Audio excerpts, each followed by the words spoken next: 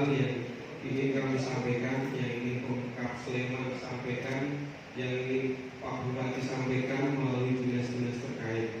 Yang pertama dari Dinas Dukcapil, beberapa waktu yang lalu di Dinas Dukcapil itu ada case banyak penipuan terkait pendaftaran digital, pendataan digital warga. Sehingga hari ini perlu kami undang Dinas Dukcapil untuk menyampaikan informasi itu. Kemudian kenapa hari ini kami undang Dinas Dukcapil, teman-teman wartawan, karena ada kaitannya nanti dengan pendaftaran PPDB. Sekarang namanya SPMB dari Dinas Pendidikan. Jadi namanya bukan PPDB, tapi SPMB.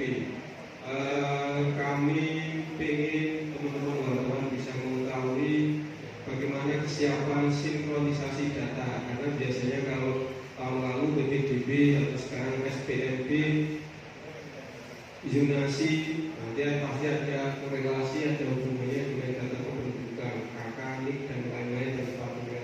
Sehingga kami undang, sehingga nanti ada keterangan yang sinkron antara Dinas Dukcapil dan Dinas Pendidikan. Kemudian kami hari ini juga mengundang Dinas Pariwisata, karena dalam waktu dekat musim liburan sekolah. Kami berharap wisatawan di musim liburan, meskipun mungkin tidak ada program liburan sekolah, wisatawan di Kabupaten Sleman tetap banyak yang berkunjung ke Sleman, sehingga kami mohon nanti Pak Kadis Pariwisata bisa menyampaikan kesiapan objek wisata yang ada di Kabupaten Sleman. Dan yang terakhir, kenapa kami mengundang Butina, Kepala Dinas Koperasi, menyampaikan beberapa informasi khususnya terkait identitas kependudukan digital atau IKD. Bahwa terkait IKD ini perlu kami sampaikan bahwa pada saat ini di era digitalisasi ini yang sudah banyak digital, dari Kementerian Dalam Negeri, khususnya dalam hal ini Direktorat Jenderal Kependudukan dan Pencatatan Sipil, telah menerbitkan produk dokumen kependudukan yang baru, yaitu identitas kependudukan digital atau disingkat dengan IKD. Untuk dasar pelaksanaannya telah didasarkan pada Peraturan Menteri Dalam Negeri nomor 72 tahun 2022 tentang standar dan spesifikasi perangkat keras, perangkat lunak dan belangko KTPL serta penyelenggaraan identitas kependudukan digital. Bahwa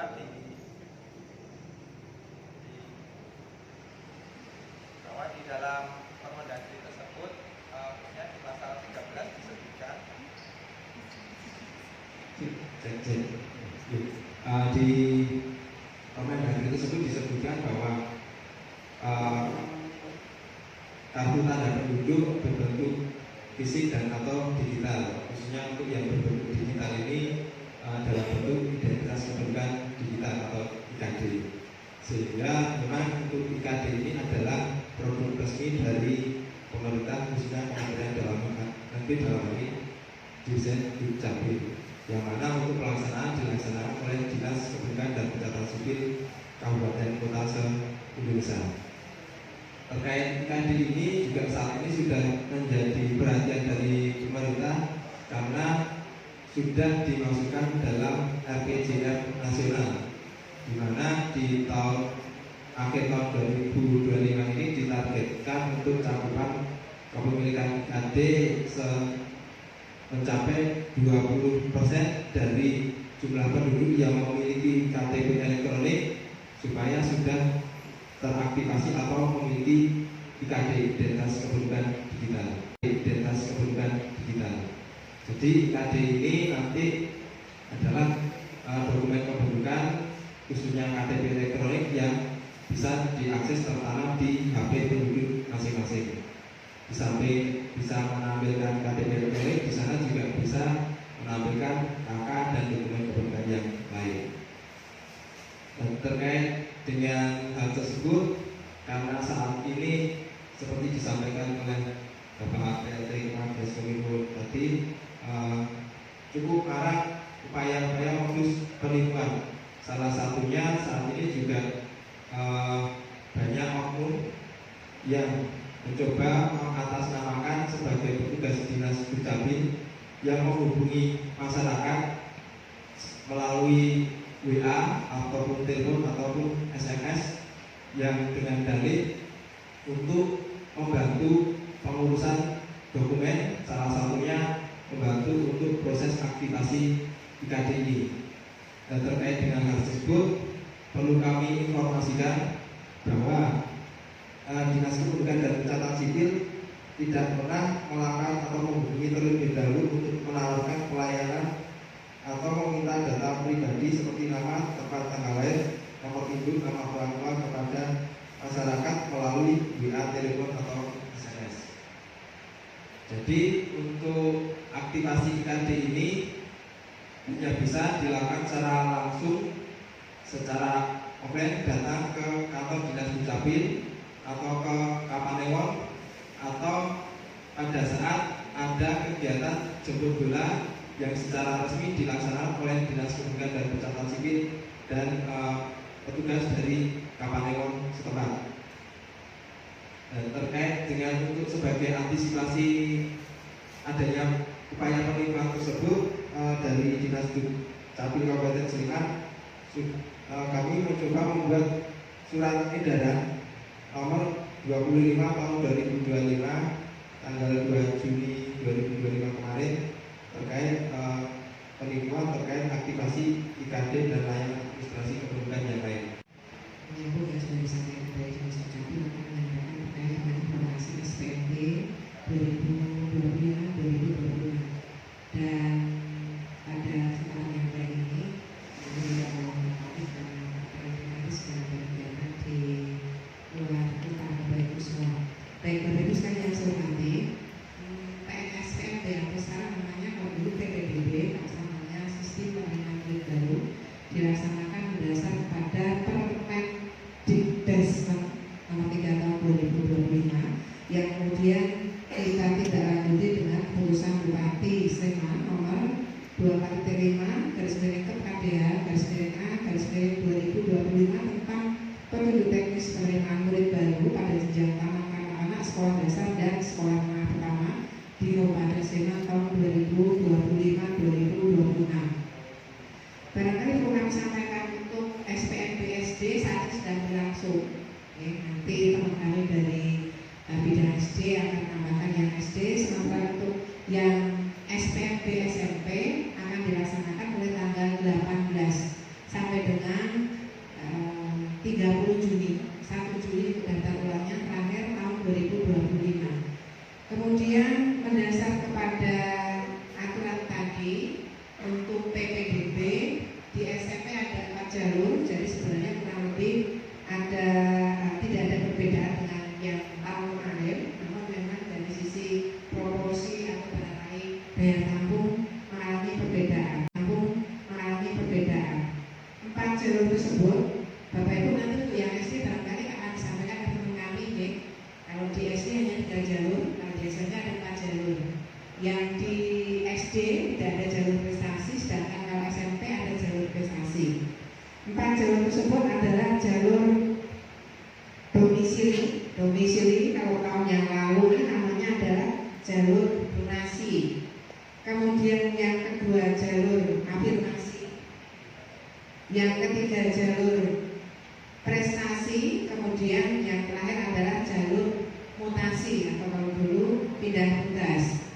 Sebelum barangkali ke per jalur, Bapak Ibu perlu kami sampaikan untuk keseluruhan jalur tadi, langkah pendaftarannya adalah tentunya mengakses di HTTPS. Nanti barangkali juga kami sudah membawa link nanti barangkali bisa kami tinggalkan untuk Bapak Ibu seluruhnya.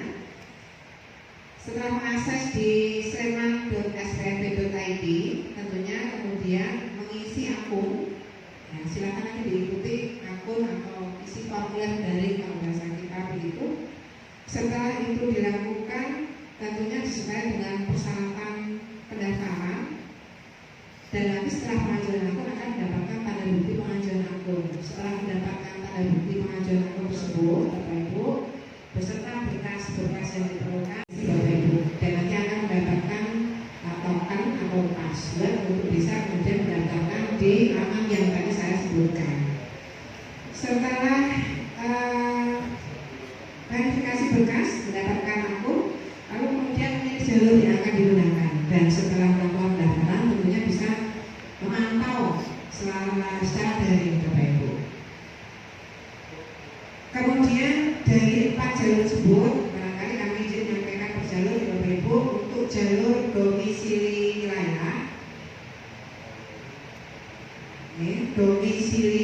wilayah, di sana diperuntukkan untuk penduduk Sleman yang ber-KK Sleman minimal 1 tahun dan terdaftar dalam wilayah administrasi kelurahan tertentu. Dan Bapak Ibu sekalian, KK 1 tahun ini adalah ketentuan yang memang tercantum di dalam Permendikbud 3/2025 tadi di salah satu pasal.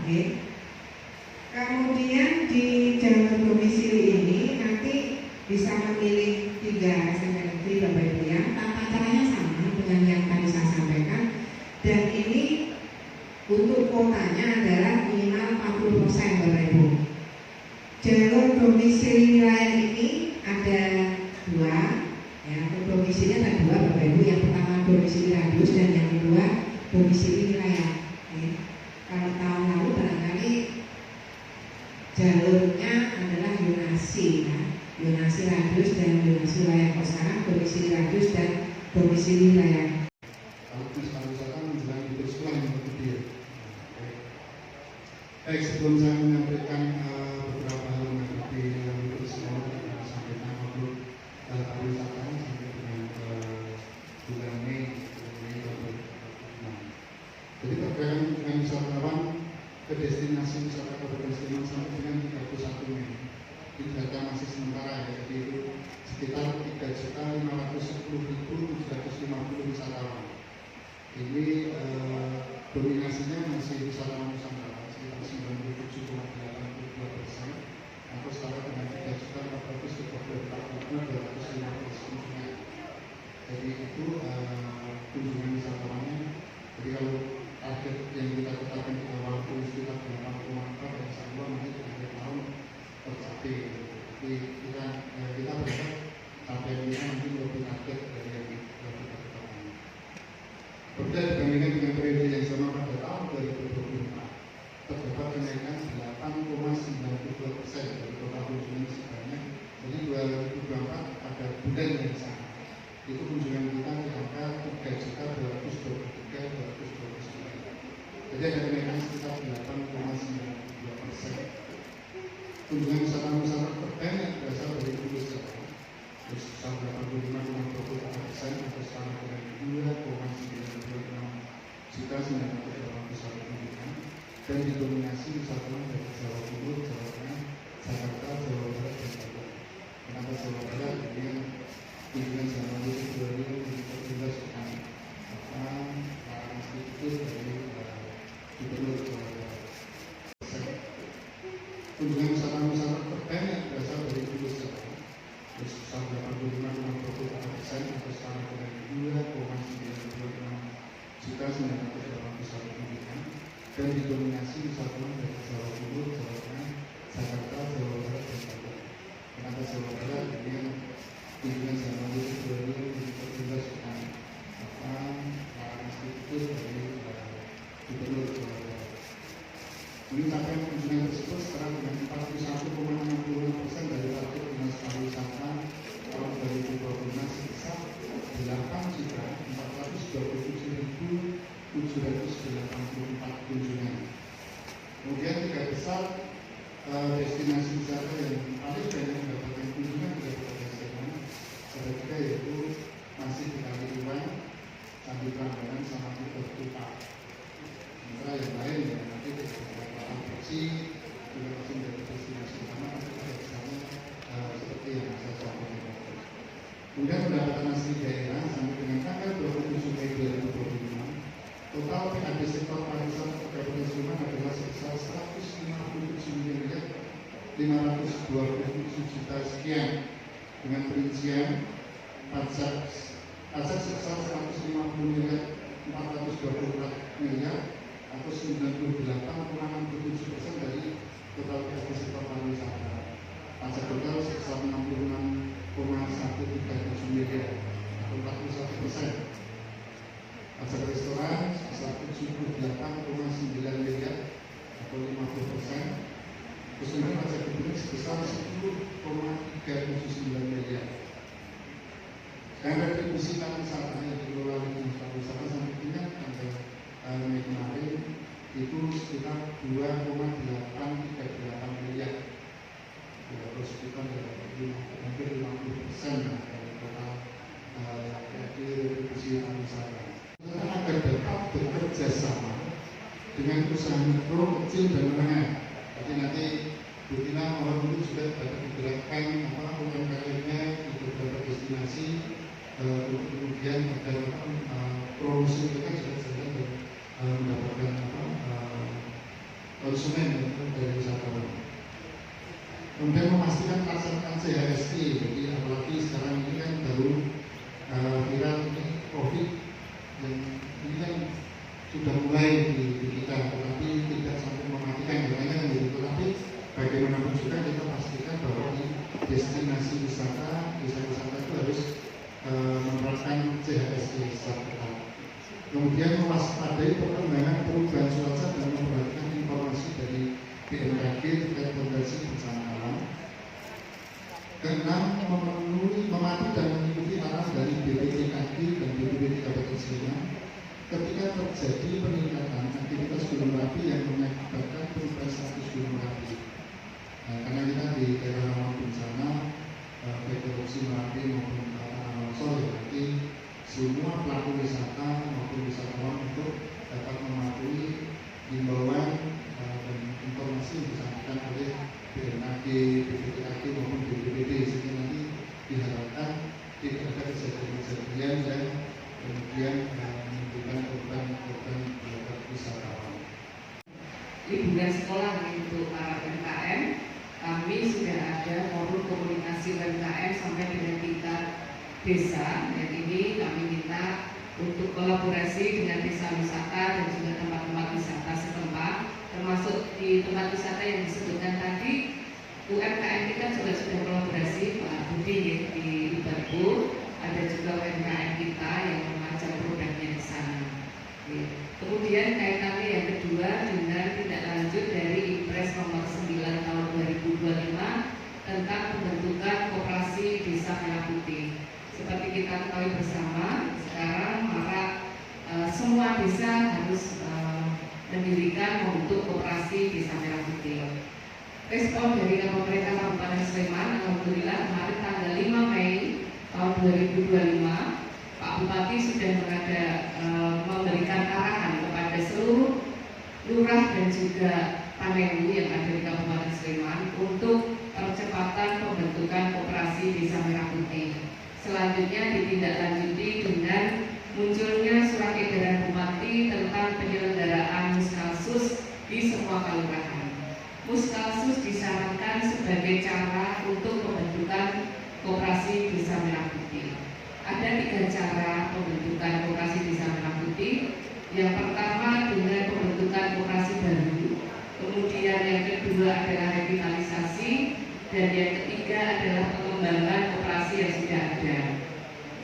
3 cara ini dikomunikasikan dalam Muskalsus dan dipilih kesepakatan untuk satu kelurahan ini akan memakai cara yang mana.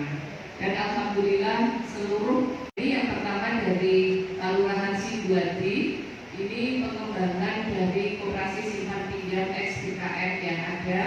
Kemudian dari Desa Sidomulyo, ini pengembangan dari Gapokan, koperasi Gapokan. Dan yang ketiga adalah Kelurahan Jogoterto, ini pengembangan dari koperasi simpan pinjam kelurahan yang selama ini sudah eksis. Pada Muskalsus juga sudah dipilih ketua, pengurus, dan juga pengawas koperasi di 86 desa dengan penamaan koperasi yang sama sesuai dengan surat edaran Gubernur Daerah Istimewa Yogyakarta nomor 5 tahun 2025 operasi Desa Merah Putih di Kabupaten Sleman. Salah satu contohnya namanya seperti ini, Operasi Desa Merah Putih Kelurahan Taman Martani, itu yang kita laksanakan.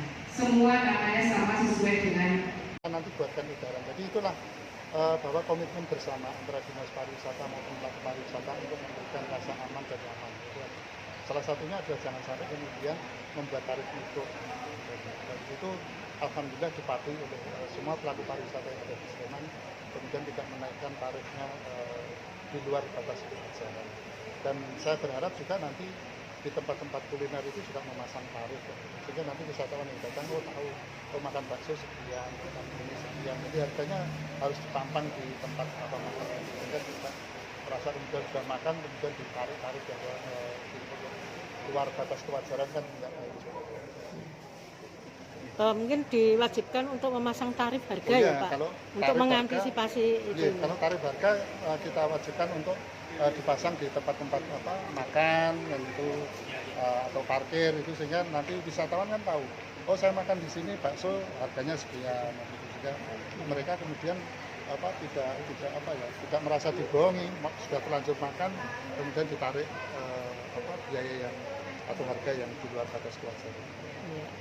Menurut data yang tahun kemarin mungkin untuk pengunjung wisata kan mengalami kenaikan ya Pak? Tahun ini ya naik sekitar 8% lah ya. Dibandingkan tahun lalu. Sampai dengan bulan Mei ini kenaikan wisatawan sekitar 8%.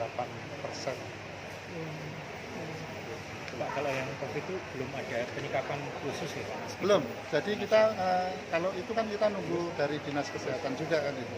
Tetapi kita harapkan untuk karena sudah ada warning dari pemerintah pusat terkait dengan COVID, maka kemudian ya penerapan CHSE ini yang harus kemudian dikedepankan di destinasi wisata maupun desa. Nanti untuk kontrolnya gimana Pak agar CHSE itu betul-betul diterapkan? Ya nanti kita mungkin nunggu dari Dinas Kesehatan, ya artinya kan kita tidak mungkin menjangkau semua destinasi yang ada, tetapi kan kemudian nanti kita akan seperti yang saya sampaikan tadi, kita akan melakukan monitoring dan kita akan buat surat edaran, sehingga harapannya ya nanti jangan sampai kemudian kasus COVID seperti tahun yang lalu kemudian pariwisatanya shutdown kan itu. Nah, untuk itu maka kemudian ya harus kita patuhi bersama imbauan dari pemerintah. Kak, kalau terkait pelarangan tadi